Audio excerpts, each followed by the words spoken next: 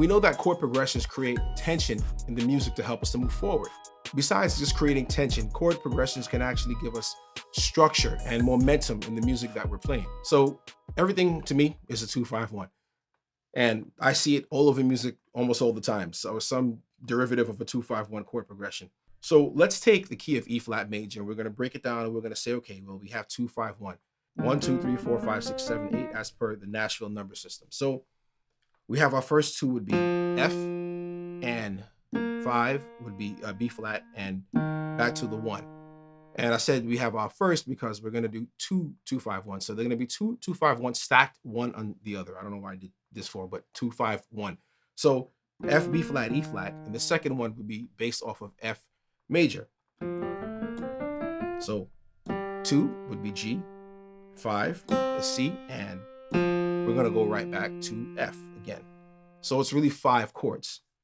It's 1, the first chord is going to be an F minor, and the second chord is going to be your B flat chord, B flat dominant, and that chord is going to be a E flat. This chord here, the 1, it's going to be an E flat major, and then we're going to go to the 2, kind of how it's going to be voiced. So here we have a 2, and we have a 5 dominant, which would be the C would be the 6th degree of E flat, 5, and then go right back to our 1 chord, which would be F minor.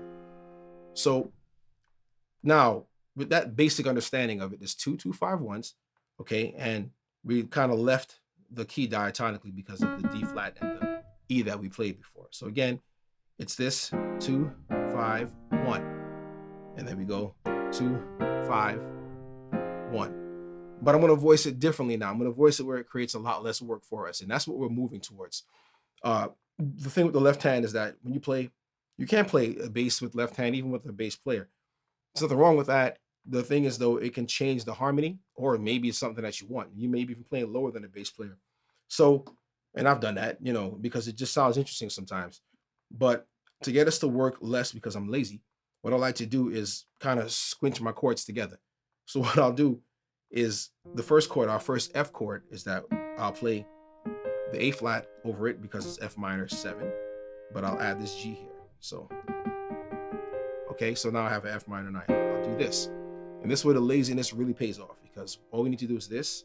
All right, and if you watch any of my videos, you know how I like to use that one finger to move around. And once we go here, it gets even lazier, I know, believe it or not. We just do this. And if some of you have seen my video on chordals right here, you know what that is already. So I'll leave a description for that right here. Now, let's take that 2-5-1 chord progression, the 2 stacked, and we'll put a little groove to it. So 5.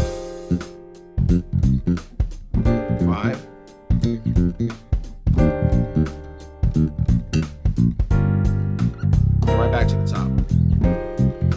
Same thing again.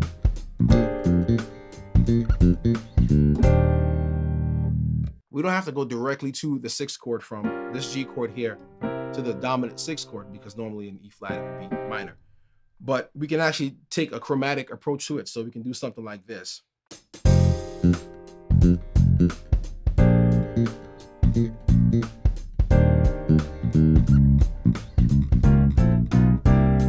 Back to it. All right, same thing.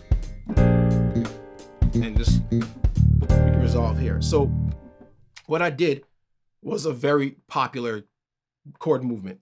What we do is start on our 1 and we make it dominant, meaning we make it into a 7 chord. So we have here our E flat, we have a 9, all right, our F, 3, and our 5. And then we could take that E flat out and drop it down here to our root, or the bass, the bottom, okay? So we're gonna mimic the bass line. Do this here. This is the 2nd chord, so we just drop down chromatically. Chromatic means in half steps. Here, go to a D chord, and then we go to a D flat chord, and then we resolve on a C dominant chord. If we start on a dominant 9 chord, dominant we have here, we have our F, which gives us a 9, and our 3 for E flat, which is G, and then up here we have 5, B flat. If we go down chromatically, everything is going to follow the same pattern. We're not going to just come up with, a brand new chord. It's going to be the exact same thing because as far as our shapes or space, it doesn't change. So everything is a descending ninth chord, or descending dominant ninth chord. It's a mouthful, but that's in essence what it is. So that's used constantly to get to a sixth chord. But quite naturally, it's not gonna end typically on a minor chord. You're gonna get a dominant chord sound. So you have your B flat here, your 9 here, 3 and 5. So playing that same chord progression, right? We played it again and we took away the bass because we got a bass player, right? So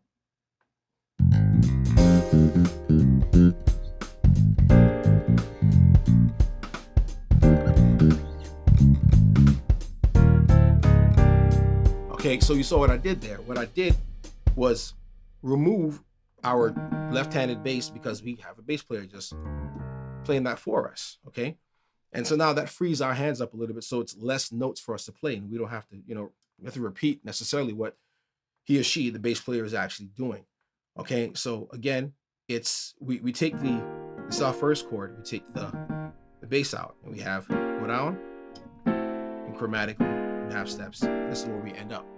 Oftentimes when we're playing gospel and we're using tritones, we can normally, and this happens almost all the time, you're going to descend up or down chromatically. So you're either going to be doing this, or either way, moving up or down in half steps, either 2 or 3 chords or 4.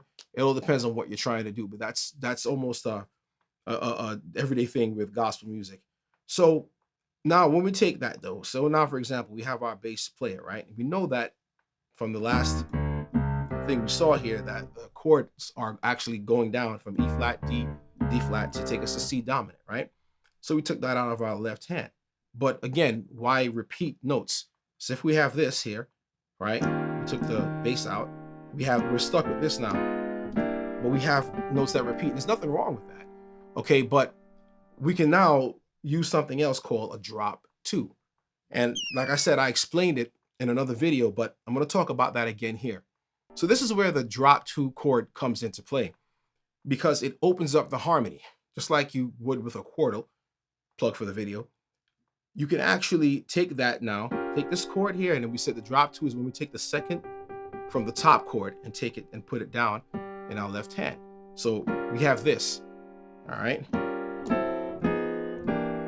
So instead of playing our bass line and doubling up notes, we have all unique notes. And the point isn't to get just unique notes. Like, look at me, I'm not repeating notes, but it's more to give the harmony some space and color. Because this time you want to, I like to scrunch things up sometimes, like, or squinch, whatever the word is I made up sometimes, and put them together and kind of make it compact. But sometimes it's necessary, like a chordal, to open up the harmony, and it gives it more interest. It gives the music something, to kind of it gives the music space to breathe.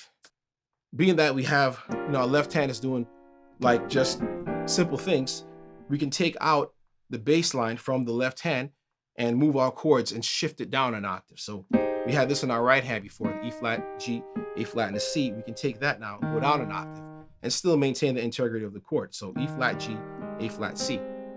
And go down to, this we played over B flat.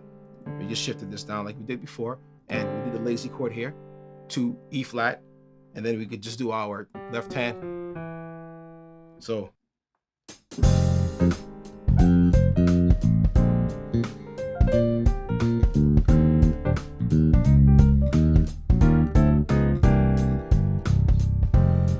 See, F minor, and then B flat, and then E flat, and go to the, what you're doing is this, just basically, so it's E flat, D flat, E flat, D flat, and the C. We talked about how we can go to the dominant 6th chord by making the 1 chord dominant and moving down in half steps, moving down chromatically to get to a dominant 6th chord. And we talked about how we can do that using drop 2 chords. If this has at all been a blessing to you, I get even further with other gospel topics in my free guide. It's called What Do Pro Musicians Know That You Don't? It's at gospelprogressionsuniversity.com/gospel keys pro. God bless you, and I will see you in the next video.